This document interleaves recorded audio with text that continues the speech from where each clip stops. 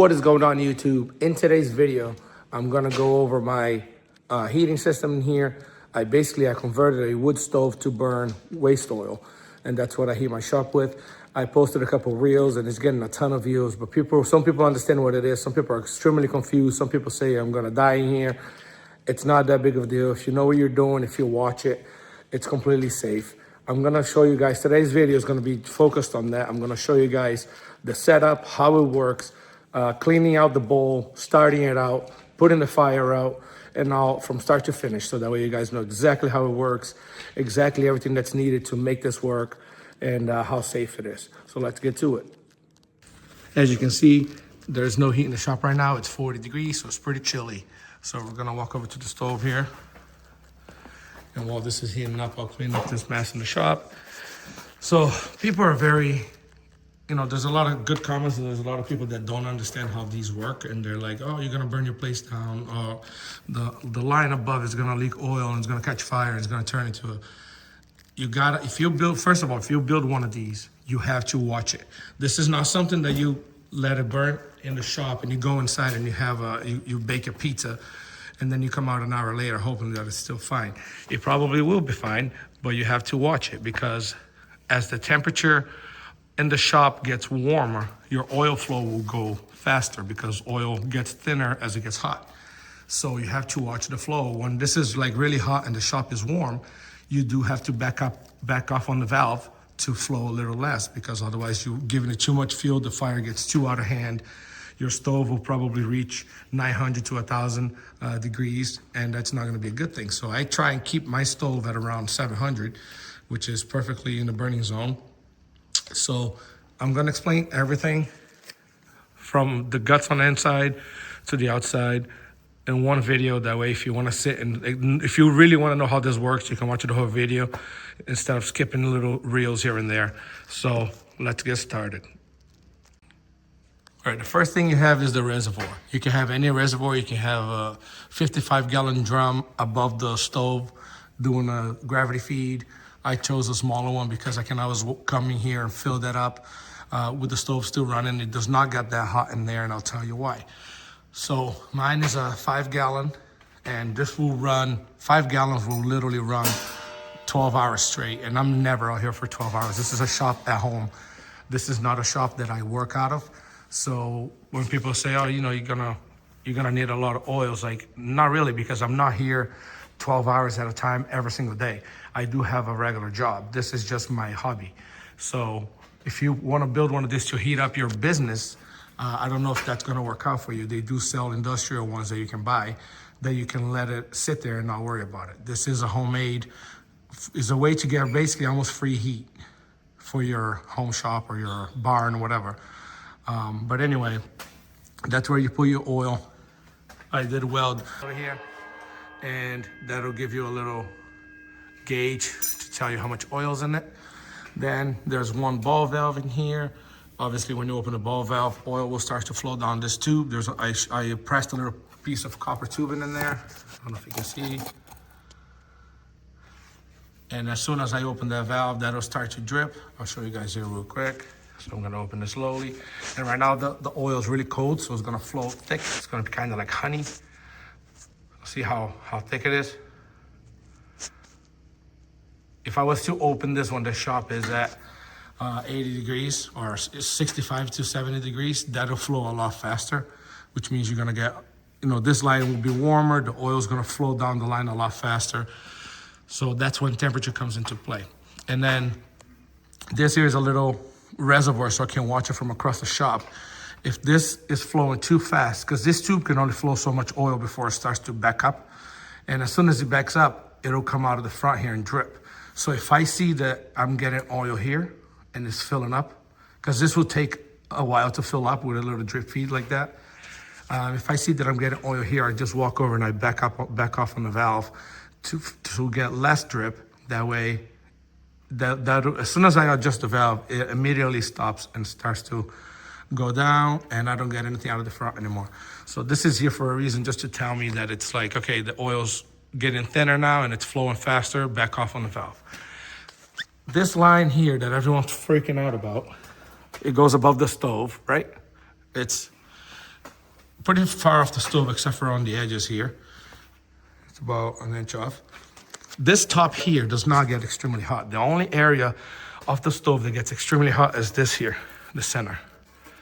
Because there's a chamber in here. I don't know if you can see, there's a chamber that goes like this in there. So from here to the outside, it's just hollow. Let me get a light and show you guys. All right, I got a flashlight light in here. So if you see in there, see how it's hollow?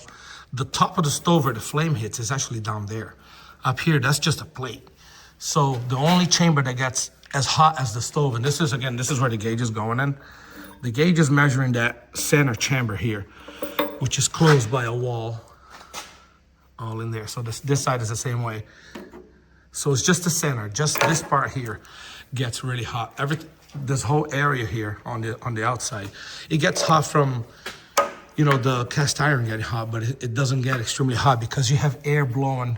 There's a blower in the back, right?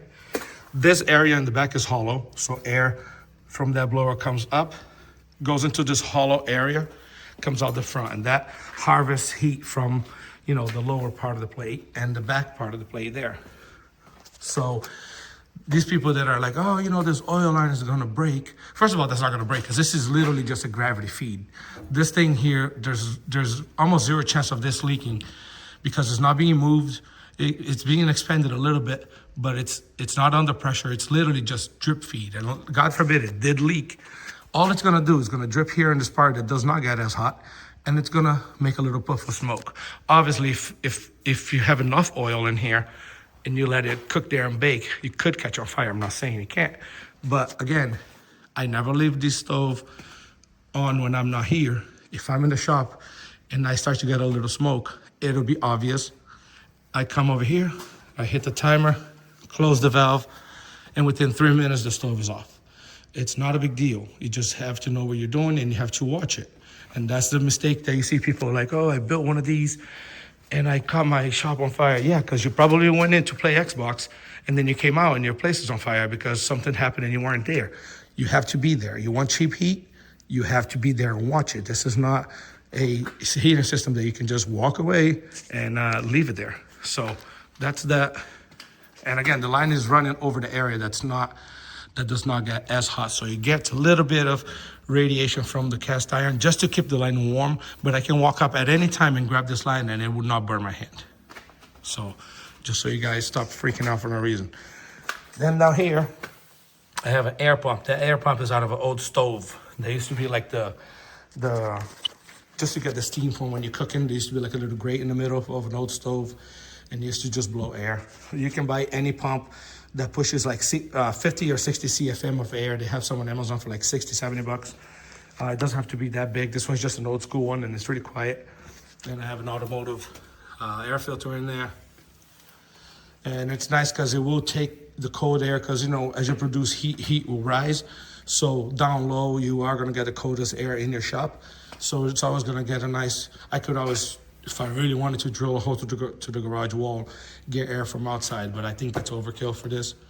So you have air going through here, fuel going through here.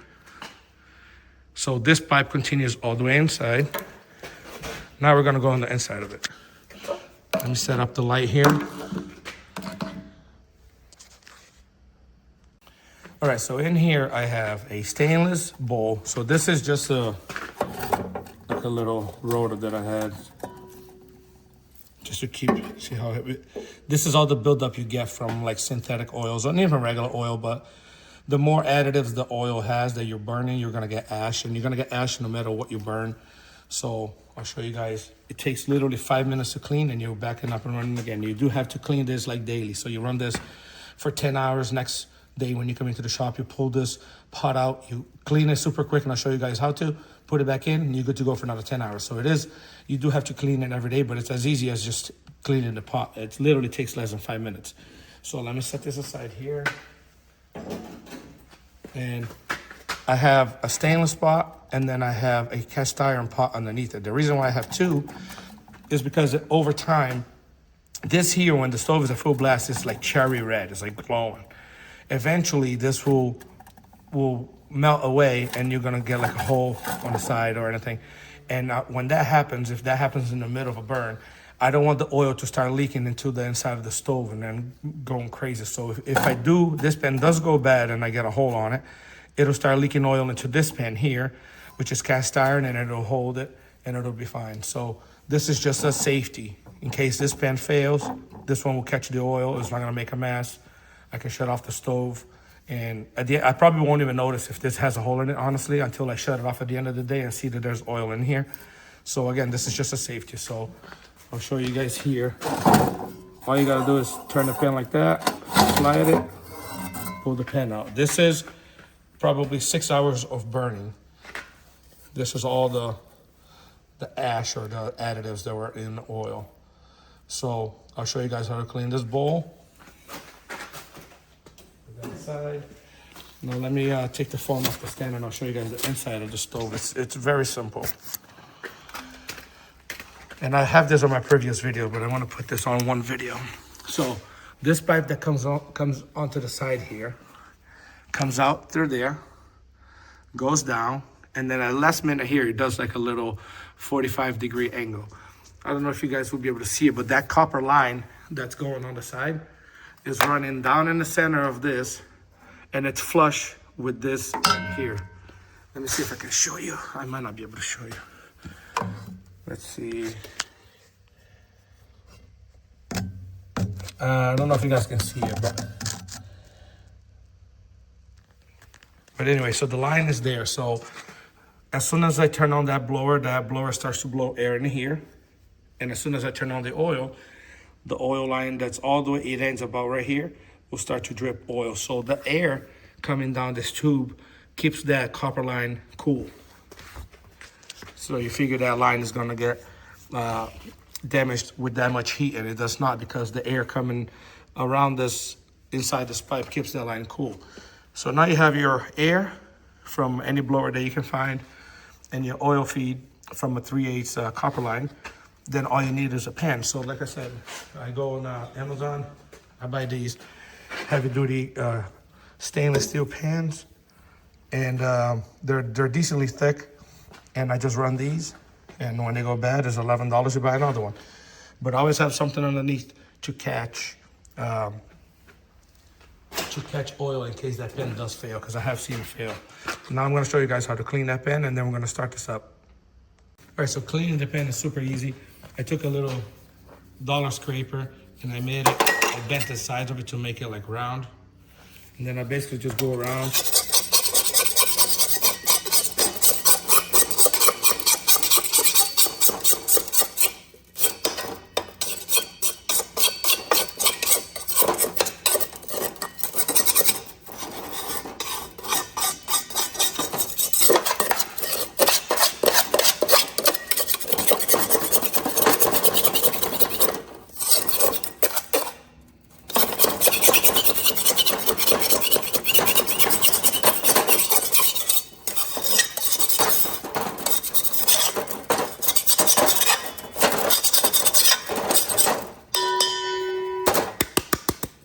As you can see, it's all on the bottom, and then you dump that, and then you can clean the bottom. I'll take this top plate here, put that in there too.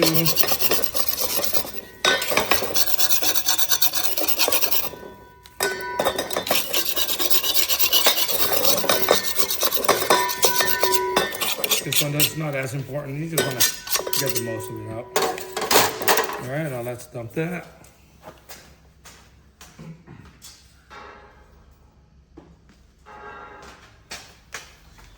All right, now you can see the bottom. It's not gonna be too bad most of the time. Okay, dump that. Now what I do is I run the drill inside of there with a wire brush, like that. Just go inside. We got another battery, this one's down. All right, so run the drill down.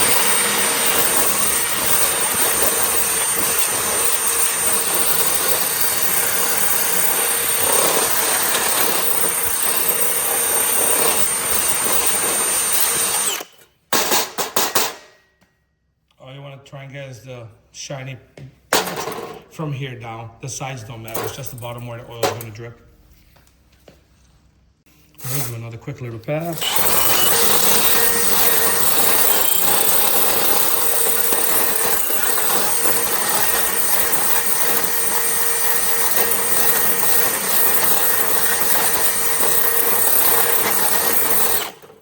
And that's it. That's all you need to do to clean it. You don't even have to go that crazy. I just like to make the bottom shiny when I start.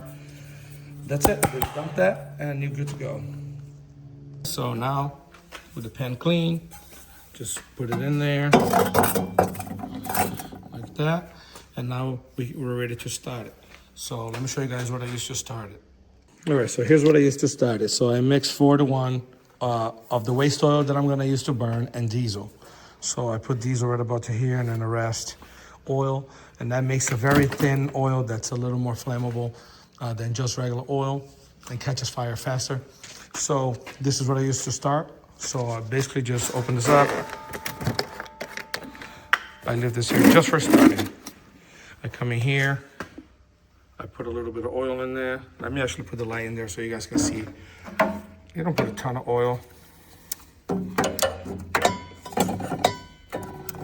There you go.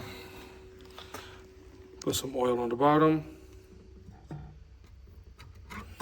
Just about there. Maybe a little more. There you go. Not much at all. Okay. Now this is ready to be started. I just have to get the chimney going. So you got to make sure that you have a nice draft going out before you actually start it, because otherwise the smoke, this is just like a regular wood stove in your house.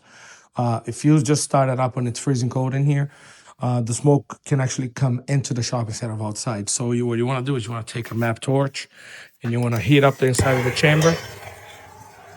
See, I can put my flame right here. That's not going to catch on fire. So put it inside.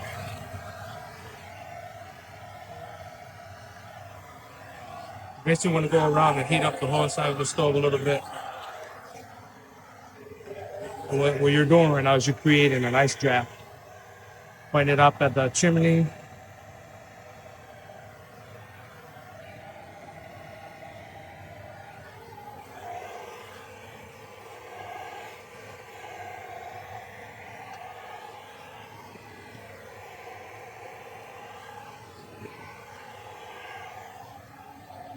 And this is the important part that a lot of people skip. They'll start it up and they'll complain, oh, it smells and it's, there's smoke in the shop and it smells bad. Yeah, because you didn't preheat your stove. You have to, even in your house, a regular wood stove, you have to do this. Sometimes you do get away with a nice draft if it's windy out, but you have to preheat your stove. That's just common sense. So let's just like this is warm, put it up in the chimney a little more.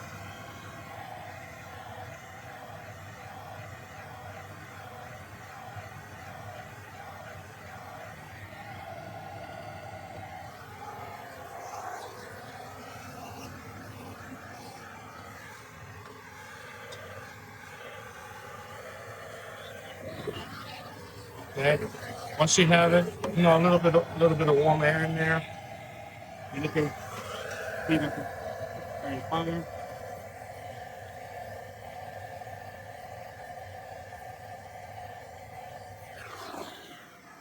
And see how the smoke is going outside instead of in here? So now I can put this on top. And then I close it and I let the pan get warm. So while the pan is getting warm, I come over here and I open the oil. And I get some oil going in there to replenish that oil that's going to run out soon. So very thin flow. And I'll take my my torch and I'll just...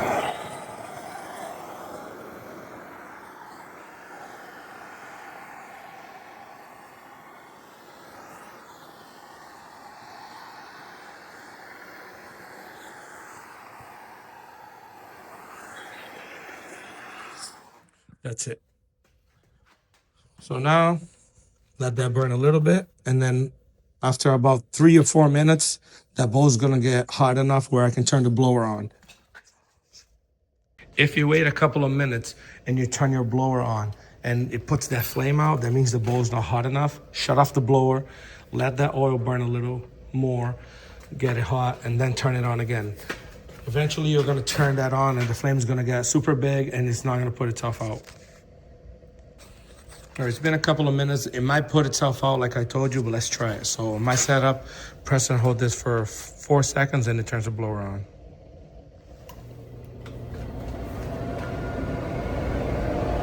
See how much bigger the fire just got when you turn the blower on? And that's what you want.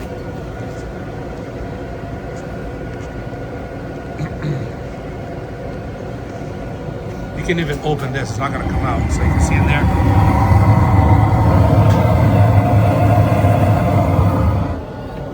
Obviously, when you open it with the blower on, you're gonna get a little bit of smell in your shop, but I'm just doing this to show you guys. So if this stays like this, it's good. If it starts to get smaller and starts to put itself out, then turn the blower off. That means the pan's not hot enough. Once it's like this, all you gotta do is just monitor it. Monitor that there. Make sure that if this starts to drip from the front, that it's the oil is either too thick and then you give it too much at once. You gotta wait for it to thin out. And that's all it is. You just watch that bottle. That's all you gotta do. And again, don't go into the house for an hour and a half and then come back out to a runaway stove. Don't do that. You have to be in the shop. If you're gonna go in the house, shut it off. And to shut it off, all you do is you turn that valve off. It could be a full-blown 900 degrees. Turn the valve off and put a timer on the timer here for 30 minutes. Just press 30 minutes and walk away. What that's gonna do is gonna cut off the fuel, but it's still gonna be pushing the air inside the stove. So that's gonna basically put the flame out for you. It's as simple as that. All right, this has been going for about 10 minutes. Just lying here still on the cold side. The stove, this section of the stove is 200 and the chimney is about 250. When this heats up, it kind of changes over where the stove will be about 800 and that'll stay at like 400 or 500. So the stove does get hotter, but there is still a lot of wasted heat going out. So I picked up some stainless steel panels and I'm gonna basically make a box and I'm gonna weld some tubes across it. That's gonna be basically a heat reclaimer that I'm gonna put it right over here with the blower on the back. So that's gonna take more heat out of the waste chimney. So I'm in the process of building that now, so stay tuned for that video. But in a few hours when I'm done working out here, I'm gonna show you guys how to shut this off and walk away. And you guys now have a better idea of the setup and how it works and everything like that. On days that are really cold, today's 40, so it's not too bad, but I might even use that today. I use one of these to get the heat going while I'm cleaning the bowl and getting it all ready and letting it warm up. And then once that's like operating temperature, then I'll shut this off and it kind of maintains it. It's a lot faster to get heat out here instead of having to wait like a whole hour before I can actually come out here and work. So it's always nice to have one of these as like a, just to get it started, shut it off, and then the stove kind of takes over. And again, I'm gonna say this again. I already said it on my reels. This is extremely quiet. The iPhone picks up the pump noise and amplifies it to make it sound like this thing is going wild. It's really not. If you watch my reel, I put a decibel meter next to this and next to this Milwaukee fan, and the Milwaukee fan was like 80 decibels and the stove was like 65. So this is super quiet. It's just the iPhone is really good for picking up sound. As always, I want to show people that it's full blown right now and all I get is steam, no smoke, zero smoke. Standing right here where I am, I got zero smell. So for those saying that my neighbors hate me, first of all, I don't have neighbors because I live in the woods on both sides, as you can see. So I have no neighbors. I live complete in the woods. But if you do have neighbors that are close by, obviously the wind can make it so they can smell a little bit. But as you can see, the steam is going up and it's probably going to go higher than most houses around here. It's not going to come back down and go into someone's window. So chances are of someone smelling this very low if you have a chimney that's high enough. This the peak of the garage is about 18 to 20 feet. So that's about a foot higher. So I don't think it's anything to worry about. All right, this has been going on for probably 3 hours now. The shop's nice and cozy. As you can see here, the chimney is about 400 and the stove is about 800. So it's pumping a ton of heat out of the front here. But I just want to show you guys that I can still grab this line and hold it. And the line is warm, but it's not hot. I can grab this line anywhere, even close right here, look. So the only reason why I can't really keep my hand here for too long is the radiation from the top of this plate here, but I can keep it here for 10 seconds without actually getting burned. So I'm gonna show you guys real quick. Temperature, so that's 400, so we'll see. That's about 400, so that's right. Move the camera here. All right, we're gonna go on top here. So the top, this side of the top here by the line is about like 340, but if you go in the middle, that's at like 530. So you're talking about 200-degree difference from this center plate to the side here. I don't know if I'll be able to measure how hot of air is coming out of here. Maybe I'll put it on the tip here. So inside the chamber is hot.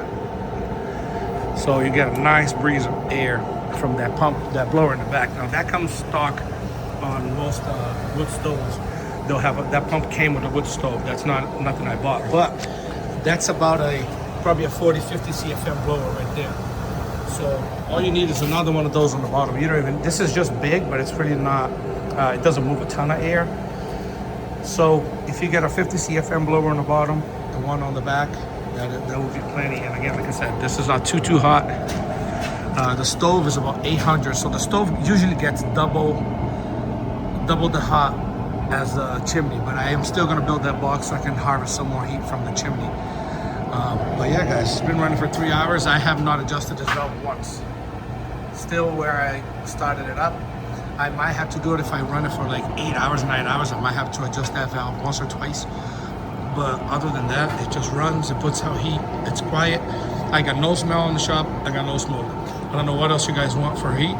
It's either you get this or you pay hundreds of dollars a month for heat. You can't beat this. So, well, do the reservoir too, since a lot of you guys are, oh, the reservoir is gonna blow up. The reservoir is 80 degrees. There you go. That's the bottom of it too, so up top there is probably colder. There you go, 70 degrees. That reservoir is not even hot at all. It's barely warm. So that's plenty away from it. Like I said, if this line did start leaking, it was just dripping there and it was just smoking. It wouldn't catch on fire crazy. And if it did catch on fire, it would be a small little flame on top of the stove. It wouldn't be anything that would just get out of control. You guys are overreacting. Stop listening to the people that have never built one and actually put one together and run it. And just be careful with it, because the people that are usually talking, they usually never built one and they're afraid to build one. So don't be like them. Also wanted to mention, I do have a ceiling fan exactly right above the stove to keep pushing the hot air down. Obviously having some fans in the back here would help, but I think after I do that the heat exchanger box on the top, the heat reclaimer, I think I'll be all set. As far as, keep in mind my shop is not insulated, so that's one of the reasons why it takes a while to heat up. Once I do plastic on the ceiling, it will make it better, but once it's fully insulated, this here is going to be plenty of heat.